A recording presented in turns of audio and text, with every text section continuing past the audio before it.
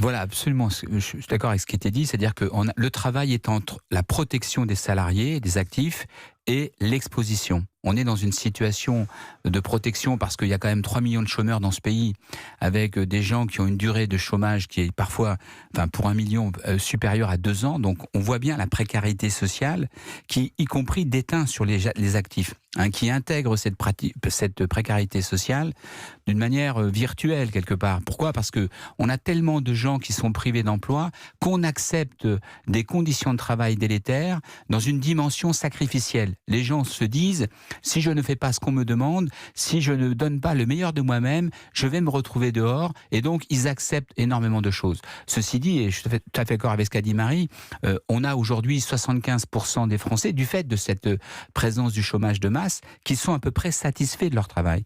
Et on a un petit tiers, un gros tiers qui est vraiment dans une exposition de grandes difficultés, avec des suicides au travail, avec de la précarité, avec une situation où le travail déborde de partout. On a une toute-puissance du travail. Vous voyez, donc c'est là le vraie question, c'est comment on fait aujourd'hui pour retrouver un travail qui est le moins pénible, qui est plus choisi, qui est moins subi. Or, il faut le rappeler, je ne suis pas trop d'accord avec ce que vous avez dit au départ, on a encore beaucoup de gens qui sont dans une pénibilité au travail. Sur les 26 millions de salariés dans ce pays, il y en a 2-3 millions qui sont en travail posté, qui travaillent de nuit. 15% des travailleurs travaillent la nuit. Donc et on a une vision du travail qui est d'ailleurs déformée. Parce que, en fait, si vous voulez, on s'imagine le travail comme étant le matin 8h, lundi matin jusqu'au vendredi 17h, 18h. Non.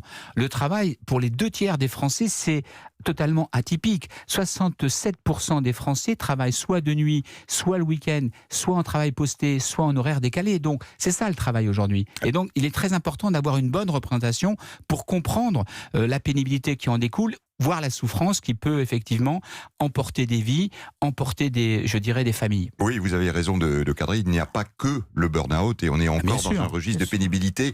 En un chiffre très rapidement, Marie Peset, on parle de 400 000 cas de souffrance liée au travail. Est-ce que ce chiffre, il faut le prendre comme tel? C'est difficile à mesurer. Non, les chiffres sont bien plus importants que ça. La dernière enquête Sumer continue à parler d'1 tiers de salariés en très grande souffrance au travail. C'est ce chiffre-là qu'il faut retenir aujourd'hui. Voilà, c'est très important de se rappeler que, contrairement à ce qu'on pense, il y a des études épidémiologiques sur la souffrance au travail qui sont faites par la DARES, c'est-à-dire des services gouvernementaux. Et là, on assiste à une construction de l'ignorance extrêmement puissante où on sort des sondages, des chiffres comme ça, alors que on a du mal à s'y retrouver. C'est pour ça qu'on voulait faire ce constat. Voilà. 1 tiers donc des salariés